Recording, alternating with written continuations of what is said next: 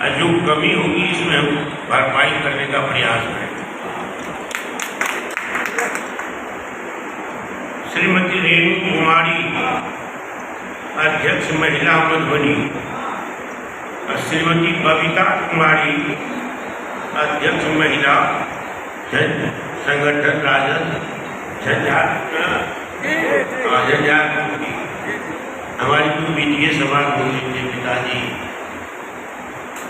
हमारे छोटे भाई के दोस्त थे, हम लोग का भार बहुत करता था।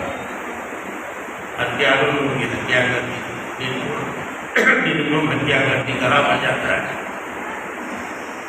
श्री भारती जी दलित अध्यक्ष दलित नेता है, यहाँ बैठे हैं।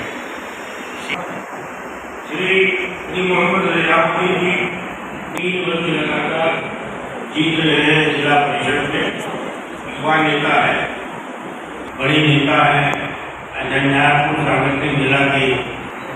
श्री देव नारायण यादव लाल छोटा, डॉक्टर धर्मवीर यादव प्रखंड अध्यक्ष छोटा, ये प्रोफेसर भी है। श्री उमेश यादव भी चले गए, प्रदेश महासचिव यादव दरभंगा के। श्री गुलाब कांत यादव भी बड़े लड़ाकू लोकगीत हैं, ये भी पदाधिकारी है प्रदेश। श्री अरुण सिंह कुशवाहा जी इन्होंने कुछ समझ नहीं आया, अरुण कुशवाहा जी भी मुसीबा है। राजदीप रमन गांधी जी चले गए क्या?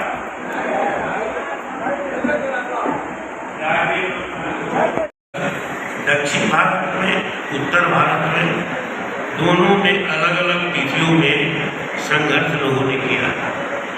दक्षिण भारत में तो बहुत तेजी से बदलाव हुआ और 50% से ज़्यादा तमिलनाडु में दूसरी जगह आरक्षण ओबीसी को, दलित को, सबको मिल रहा है। अब ये उत्तर भारत में यूपी है, बिहार है, राजस्थान है, मध्य प्रदेश है, जहाँ ज़्यादा समाजवादी आंदोलन हुआ, वहाँ साथ साथ सामाजिक न्याय की लड़ाई हुई और उसके साथ आरक्षण की लड़ाई जोड़ पकड़ा है। 2 बातों के लिए 2 आरक्षण का स्टेज आता है। एक है राज्य के लिए,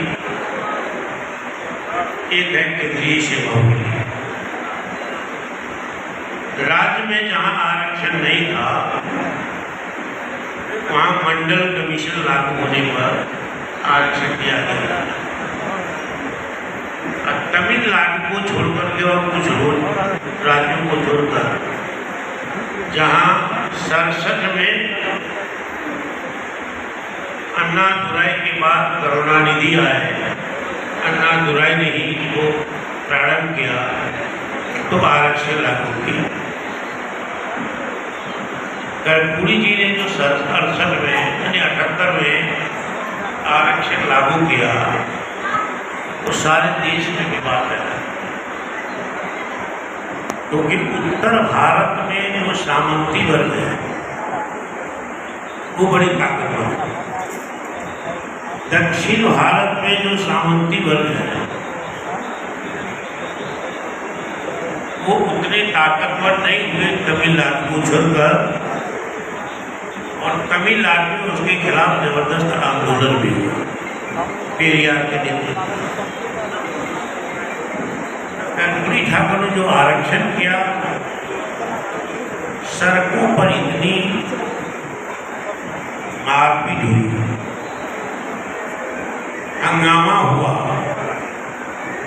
और कर्पूरी ठाकुर जब मुख्यमंत्री से हटे और जमुई गए तो जमुई का रेलवे क्रॉसिंग स्टेशन में नहीं, दोनों लोग सब पहले से था ताक में, दोनों फाटक को बंद कर दिया।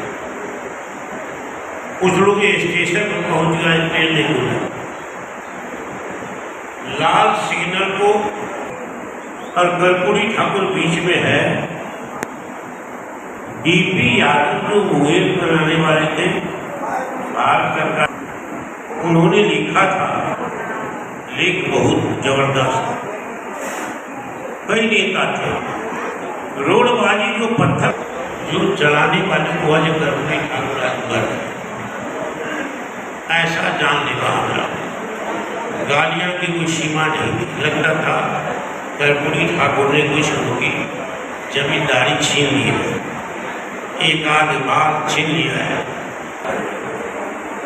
उत्तर भारत में आप मिल कि एक तो ये था, उसके लिए हम लोग मार खाए। आरक्षण लागू हुआ, सरकार कर्पूरी ठाकुर की थी, बेली रोड पर जुलूस उन लोगों ने खिलाफ में निकाला और हम युवा जनता के प्रदेश अध्यक्ष से जब मालूम हुआ तो हम लोगों ने भी समर्थन में जुलूस निकाला। और जो पुलिस थी, सरकार की पुलिस थी, आरक्षण विरोधी लोगों का कितना उसमें दबदबा था कि जो सामंती लोग हैं, आरक्षण विरोधी है, वो भी हमारे लोगों को हमको मार रहा है, पुलिस भी मार रही है। हृदय विदारक लिए वर्णन करते हैं। उसी तरह मंडल कमीशन 81-82 में रिपोर्ट लेकर दिया, 80 चुनाव के बाद, मैं समझता हूँ 81 में इंदिरा गांधी बहुत परेशान थी। ये मंडल कमीशन बीपी मंडल लागू नहीं करे, लेकिन बीपी मंडल ने समझौता नहीं किया, तो लोभ दिया, कहा कि मुझसे मेरे पद से, मेरे लोभ से बहुत बड़ा है मंडल कमीशन। हमको कोई चीज नहीं चाहिए, लोग कोई पद नहीं चाहिए, हम मंडल कमीशन इस देश के पिछड़ों के लिए हम ले करेंगे। वो इस कर दिया, 10 वर्षों तक लागू नहीं हुआ मंडल कमीशन। उससे भी काका आयोग लालू ने संविधान के 304 से जनता पार्टी की सरकार में हमारा दबदबा था, उसमें हमारे एमपी थे जयदेव लोक दल के, क्योंकि जनता पार्टी बनी थी तो जयप्रकाश नारायण ने स्तर रखी हो जाओ नई पार्टी में। उसमें जनसंघ जो था, जो आज भारतीय जनता पार्टी मंत्र में बोला जाता है, लेकिन देखना संघोष इसके जो अध्यक्ष हैं, नौजवान पढ़ाए हैं, जीत कर रहे थे। हमारे बढ़िया है और हम लोग साथ पार्लियामेंट में मिल रहे हैं। विजय कुमार भट्टी है, मोहम्मद जसीम हैदर जी प्रदेश के महासचिव है, राष्ट्रीय जनता के अध्यक्ष के महासचिव है। प्रोफेसर कृष्णदेव राम जी तो समझदार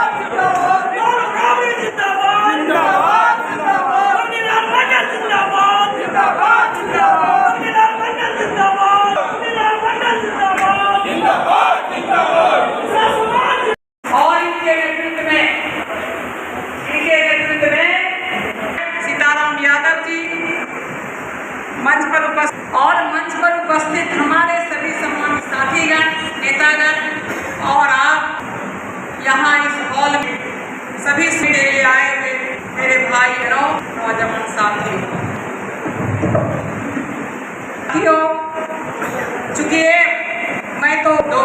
लगभग, क्योंकि मुझे मालूम था कि यही बैठे होंगे इस कार्यक्रम के लिए। मैं बहुत नहीं लूँगी, ऐसी बात नहीं है कि मैं इस पहली बार आई हूँ और आना लगा रहेगा।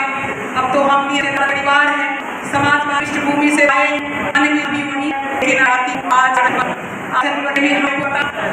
जिस दोहराऊंगी नहीं, बल्कि बातों से अपने बात जोड़ते हुए बहुत ही सच्चे आना चाहूँ कि आजादी जैसा कि गया है, हमें जो फूले सावित्री वाले ने बहुत ऐसा करके शिक्षा का नहीं जगाया कि जब अंग्रेज किने में तो अंग्रेज शिक्षा भी हो और कमजोर वर्ग के लिए सरकारी नौकरी में आरक्षण भी दो।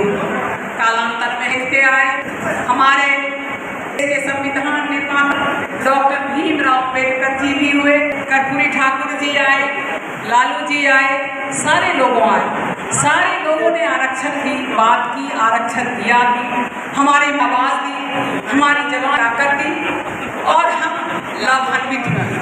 सही आरक्षण ना होता दूर भी यहाँ नहीं होता।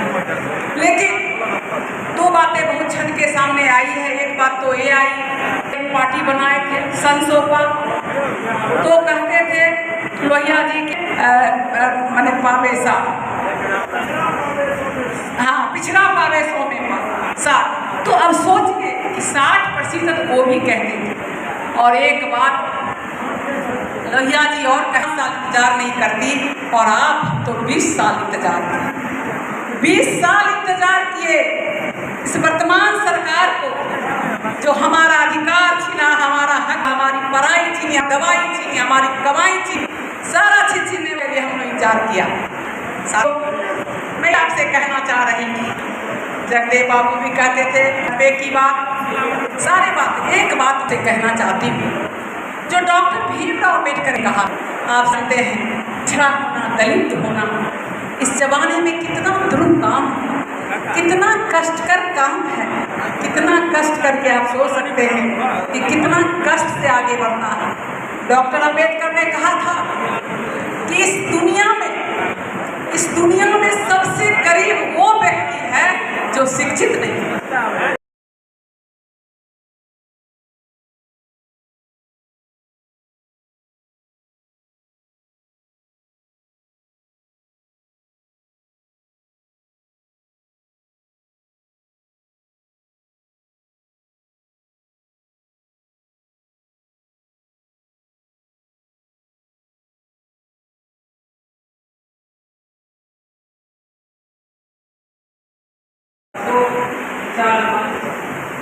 द्वारा जो ये कार्यक्रम आयोजित है आरक्षण, इस कार्यक्रम की अध्यक्षता कर रहे भाई मनोज जी, मंच पर उपस्थित इस मिथिलांचल में ही नहीं बल्कि पूरे बिहार के नेता, आप सबों के नेता, हमारे नेता, गार्जियन, पूर्व सांसद, पूर्व मंत्री और 80 वर्ष की उम्र में वीर कुमार के तरह ये सदियों की बीमारी है। मैं सऊदी अरब काम करने गया, नौकरी करता, तो एक दिन देखा मैंने नाम के सामने लिखा हुआ है शेख मोहम्मद अली अशरफ फातमी। मैंने समझा कि मैं तो शेख हूँ, लेकिन यहाँ से शेख पूछा भाई क्या मैं शेख, उसने कहा शेख का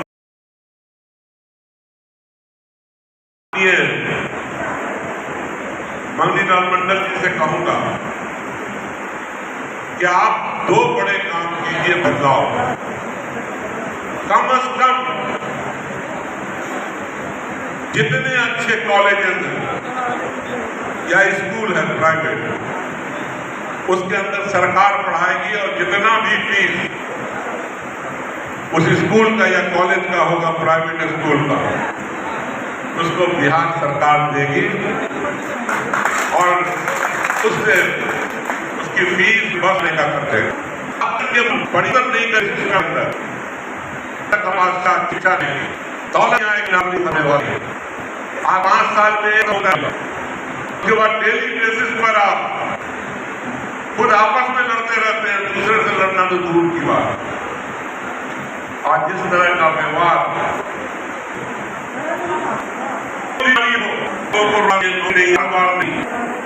तरक्की की फैक्ट्री प्लान के अंदर राज्य से दूसरे राज्य के लोग सबसे आगे हमारे लिए मुख्यमंत्री का है 2005 पहले साल में तारीख बैठी हुई देखो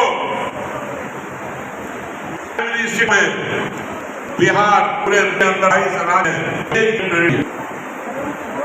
प्राइमरी शिक्षा में आप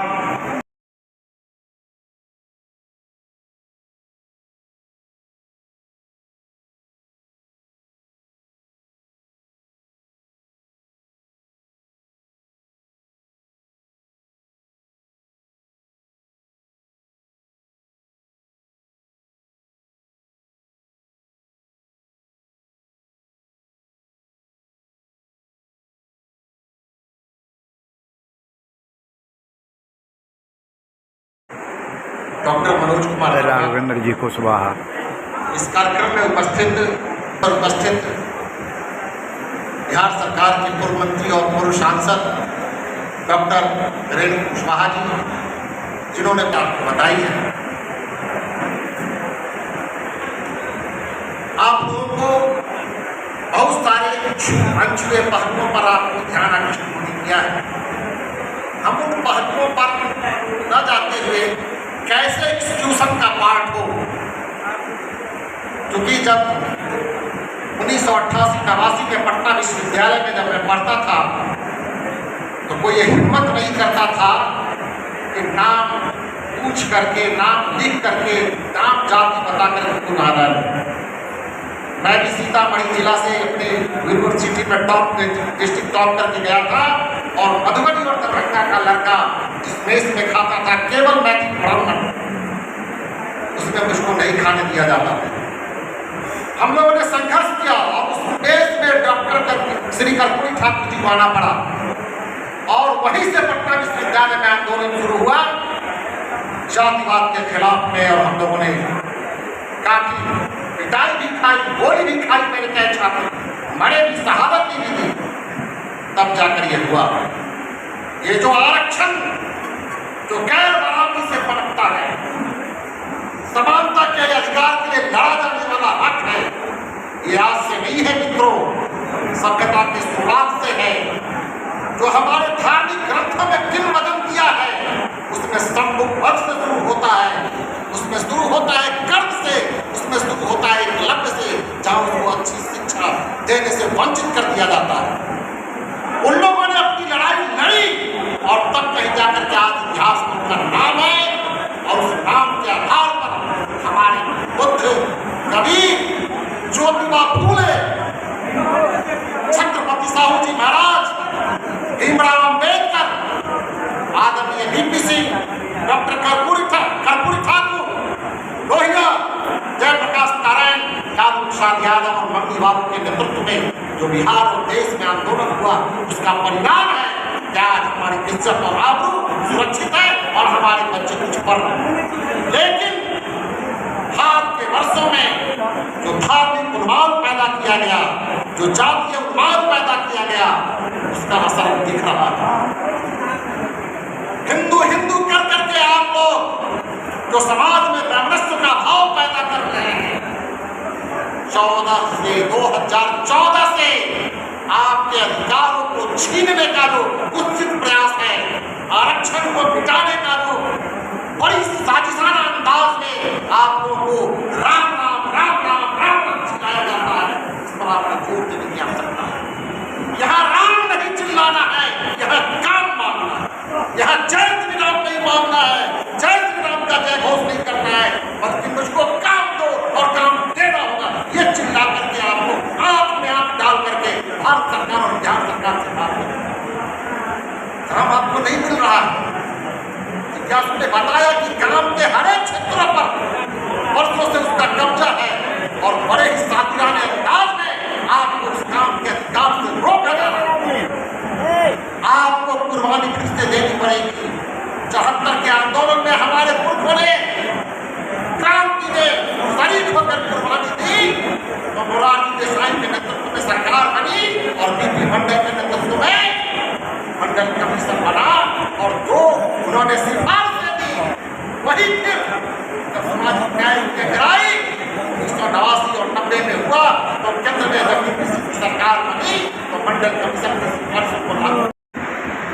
लोकसभा और राज्यसभा के पूर्व सदस्य,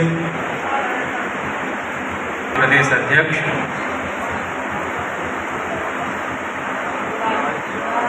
लोहिया लीमय भूपेंद्र बाबू पुरी, SM जोशी और बाबू जगदेव के विचारों के सच्चे वाहक, लोकदल में मेरे पिताजी के भी नेता रहे, मेरे अभिभावक और बड़े हित चिंतकों में से एक आदरणीय मंगनीलाल मंडल साहब, यहाँ लोकसभा से और रिश्ते में बुआ लगने आदरणीय रेणु कुशवाहा जी, लोकदल के ज़माने के तेज तर्रार नेता रहे विजय कुशवाहा जी, यहाँ के पूर्व विधायक सीताराम जी, मंचा सेन,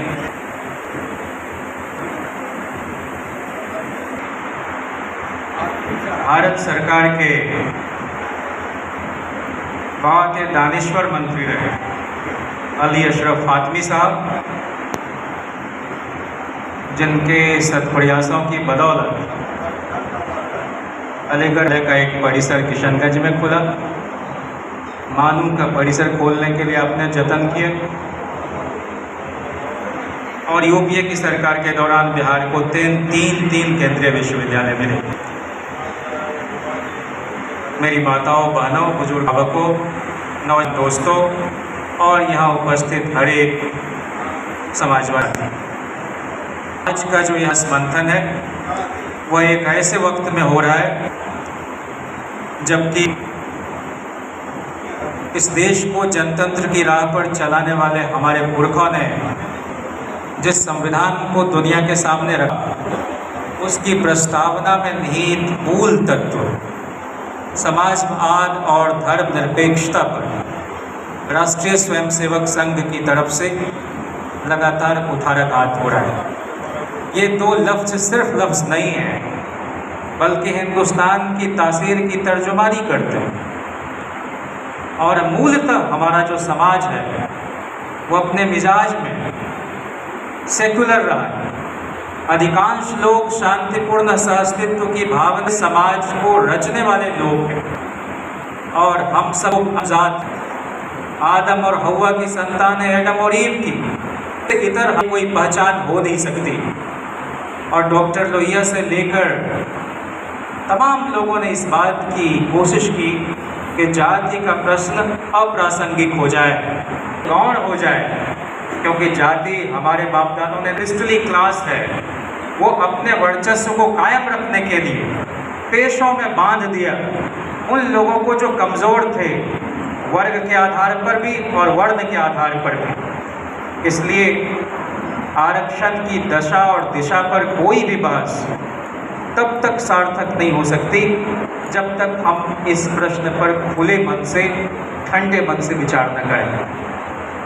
और सामाजिक न्याय का प्रश्न दरअसल मनुष्यता का प्रश्न है। सामाजिक न्याय का प्रश्न बंधुता का प्रश्न है। सामाजिक न्याय का प्रश्न मानवीय गरिमा से जुड़ा हुआ प्रश्न है।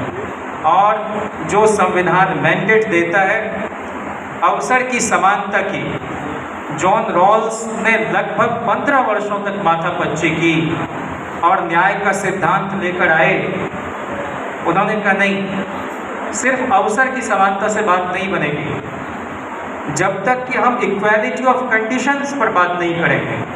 जो हमारी सामाजिक, शैक्षणिक, सांस्कृतिक, आर्थिक, बौद्धिक, आध्यात्मिक दशा है, जिस स्थिति में हम जीते हैं, वहाँ अगर समानता नहीं होगी तो हम अवसर की समानता दे भी देंगे तो वो न्यायपूर्ण प्रतियोगिता हम नहीं दे पाएंगे, कोई लेवल प्लेइंग फील्ड नहीं होगा। और उसको और साधारण शब्दों में हम कहें तो एक घोड़ा जो काबुल से मंगाया गया हो, राष्ट्रपति भवन में जिसको काजू बादाम पिस्ता खिलाया जाता हो, और एक घोड़ा जो इस जयनगर का, जो अलौली, परकिया, चौथम बेलदौर का, और दोनों का आप सेम रेस में दौड़ाएंगे वो फर्किया का घोड़ा कम्पीट नहीं कर पाएगा काबुल के घोड़े से। इसलिए यहाँ पर सकारात्मक कार्रवाई, जिसको दुनिया भर में अमेरिका से लेकर अफ्रीका तक अफर्मेटिव एक्शन कहते हैं, अफर्मेटिव एक्शन से कहीं ज़्यादा बड़ी है, लेकिन हम व्यक्ति आरक्षण के विरोध में इस तरह से नहीं दे जाते हैं जैसा हमारे वर्ष तक। और मंगू ने बताया 1900 में इन्होंने अपने लोहिया को मुजफ्फर देखा, और मेरे जैसा युवजन तो सर्वावस्था में या तरुणावस्था में आपके पोस्ट का देखता था, और आपका दर्शन करने हमको 2021 जाना पड़ा।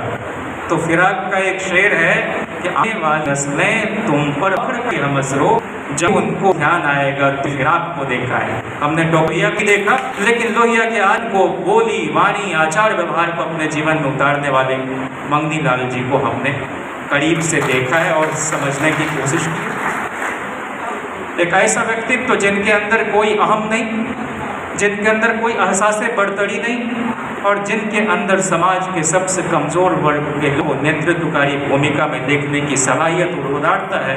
मैं समझता हूँ कि राष्ट्रीय जनता दल के सूबाई सदर की हैसियत से आपकी सदारत में न सिर्फ यह दल बल्कि अध्यक्ष बनने के बाद पहली मर्तबा किसान आए हैं, अपने घर आए हैं। तो एक शेर है जगत आज़ाद का कि मैं अपने घर में आया हूँ मगर अंदाज तो देखो, मैं अपने घर में आया हूँ मगर अंदाज तो देखो, मैं अपने आप को मानिंदे मेहमान लेके आया हूँ।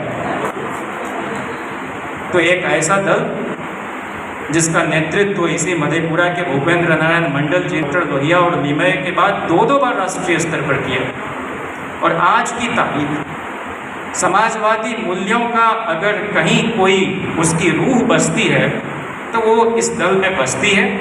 और मेरा ख्याल है, बल्कि यह सच्चाई है, ख्याल नहीं, कि राष्ट्रीय जनता दल इस देश का पहला और अब तक का इकलौता दल है जिसने अपने संगठन 3 बार से दलितों आदिवासियों को सदस्यत्व देने का काम कर रहा है, और इसका अक्षरशः पालन हो रहा है। तो जो डॉक्टर लोहिया सप्त क्रांति की बात करते थे, जिसका जिक्र मैंने शुरुआत में किया कि ये सामाजिक स्तर पर जो गैर बराबरी है दुनिया भर में, उससे निपटने के लिए हमारी ओर से क्या क्या कोशिशें हों, क्योंकि हम आरक्षण पर आ रहे हैं। आरक्षण की ज़रूरत हमेशा के लिए समाप्त हो जाए, ये इसके खिलाफ कुतर्क करने वालों से हम कहना चाहते हैं, हम तैयार को खत्म करें। आप कोई समान भाव से काम, तो आप तो इस जिद पर अड़े हुए हैं कि आप तो संविधान प्रोविजन, लेकिन हम हर तरीका कर लेंगे जिससे कम से कम आरक्षण देना पड़े। आज की साल 2018 के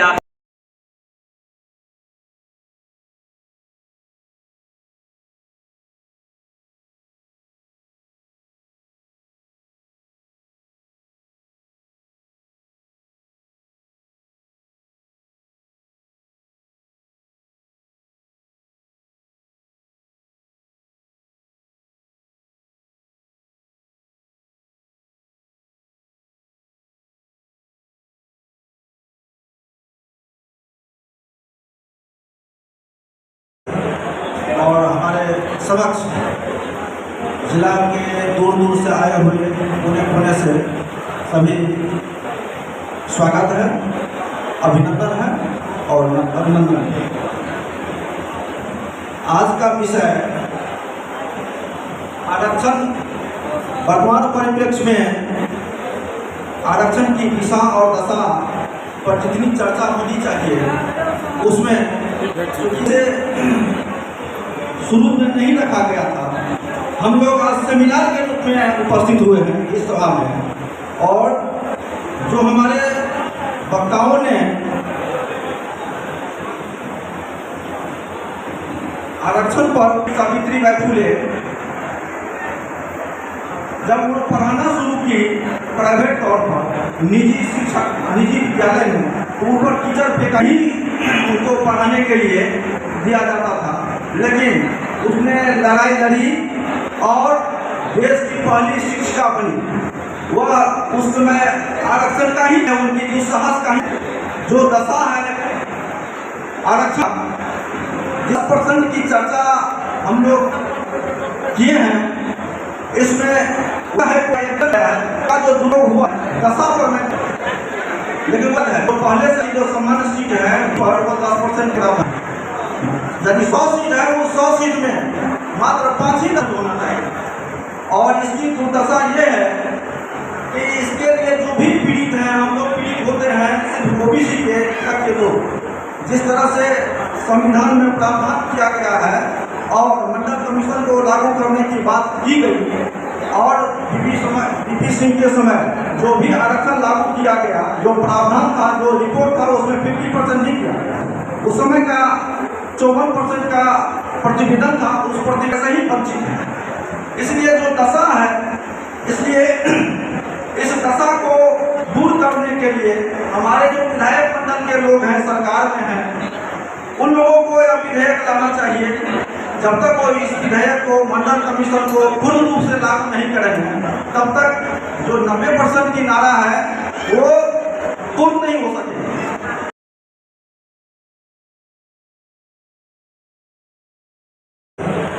और हमारे समक्ष जिला के दूर दूर से आए हुए कोने से सभी स्वागत है, अभिनंदन है और अभिनंदन है।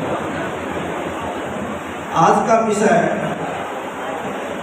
आरक्षण, वर्तमान परिप्रेक्ष्य में आरक्षण की दिशा और दशा पर जितनी चर्चा होनी चाहिए उसमें शुरू में नहीं रखा गया था। हम लोग आज सेमिनार के रूप में उपस्थित हुए हैं इस सभा में, और जो हमारे वक्ताओं ने आरक्षण पर सावित्रीबाई फुले जब वो पढ़ाना शुरू की प्राइवेट तौर पर निजी विद्यालय में, तो उन पर टीचर पे ही उनको पढ़ाने के लिए दिया जाता था। लेकिन उसने लड़ाई लड़ी और देश की पहली शिक्षिका बनी। वह उस समय आरक्षण का ही है, उनकी दुस्साहस का ही जो दशा है आरक्षण 10% की चर्चा हम लोग किए हैं। इसमें का जो दुर्योग हुआ दशा पर में, लेकिन वो है तो पहले से जो सामान्य सीट है पर वो 10% गिराव है। यदि 100 सीट है वो 100 सीट में मात्र 5 ही दर्ज होना चाहिए। और इसकी दुर्दशा ये है कि इसके लिए जो भी पीड़ित हैं, हम लोग पीड़ित होते हैं सिर्फ ओबीसी के लोग, जिस तरह से संविधान में प्रावधान किया गया है और मंडल कमीशन को लागू करने की बात की गई और वीपी सिंह के समय जो भी आरक्षण लागू किया गया, जो प्रावधान था, जो रिपोर्ट था, उसमें 50% नहीं किया।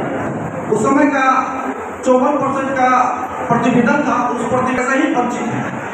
इसलिए जो दशा है, इसलिए इस दशा को दूर करने के लिए हमारे जो विधायक मंडल के लोग हैं, सरकार में हैं, उन लोगों को यह विधेयक लाना चाहिए।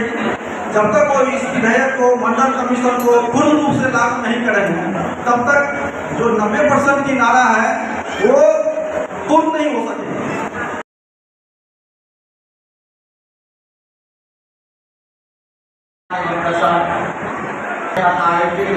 मित्रों, बिना भूमिका 2 मिनट बाद समाप्त करना चाहूँगा। इस विषय में जो भी पता है उसको हम लोग अपना टीचर समझे, शिक्षक समझे, और जो यहाँ ऑडियंस में लोग बैठे हैं वो आपको छात्र समझे। चाहता हूँ जो भी लोग आए हैं, जो विद्वान लोग हैं, हम सुनने के लिए आए हैं और इस नार को सीखो ही रहने दीजिए। और मैं आग्रह करूँगा कि जो विषय वस्तु है, मैं कब से देख रहा हैं, लगातार नोट बना रहे हैं, तो हमको बड़ा जिज्ञासा है, जिज्ञासु जिससे ये सब सुनने के लिए। तो मैं चाहूँगा कि 2-3 जैसे अभी आरक्षण के लिए है, सब लोग किसी को आरक्षण है, लेकिन आज बड़ी चालाकी से आरक्षण कैसे किया जा रहा है, इस बात को बारीकी को समझना है। एक तो सबसे पहले कि क्षेत्र को निजीकरण किया जा रहा है, पब्लिक सेक्टर को, सरकारी उपक्रम को निजी क्षेत्र में दिया।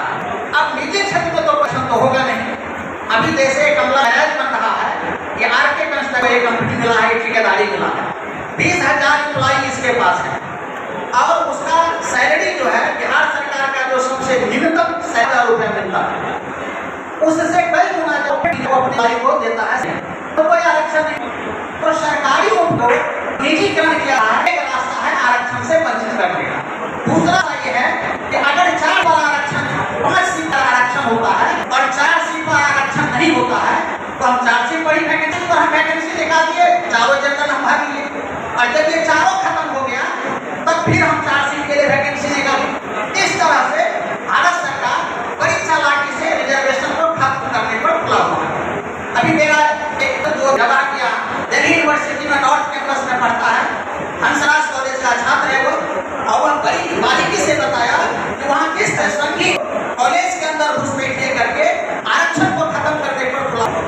दूसरी बात मैं कहना चाहूँगा, इस देश के सत्तासीन को यह मालूम है कि ओबीसी की कितनी ताकत है, दलितों की कितनी ताकत है, अति पिछड़ों की कितनी ताकत है। इसलिए जब भी प्रधानमंत्री कहीं गए हैं तो वो उनको कहना पड़ा कि हम भी, जबकि लोग ओबीसी में नहीं आते हैं, उनका जो कैटेगरी है वो जनरल कैटेगरी है, सिर्फ मोदी और पंसारी को ओबीसी कैटेगरी में रख करके और उनको आरक्षण का लाभ दिया गया ताकि वो देश को बता सके कि आज ओबीसी प्रधानमंत्री बैठा हुआ है, जबकि 10% सवर्णों की आबादी में 10% को उसको आरक्षण दिया जा रहा है। वो बड़ी चालाकी से केंद्र सरकार पिछड़ों को, पिछड़ों को, दलितों को जो आरक्षण दिया जा रहा है, वो जो वक्ता है, जो विद्वान लोग सब हैं, जो समाजवाद की धरती से समाजवाद को काट काट करके यहाँ आए हुए हैं, हम लोगों को पढ़ाने के लिए, तो मैं चाहूँगा कि उनकी बात को हम लोग सुने और बेहतर से बेहतर हम लोगों को ज्ञान मिले। इसके आशा और विश्वास के साथ मैं अपनी बात समाप्त करता हूँ। धन्यवाद।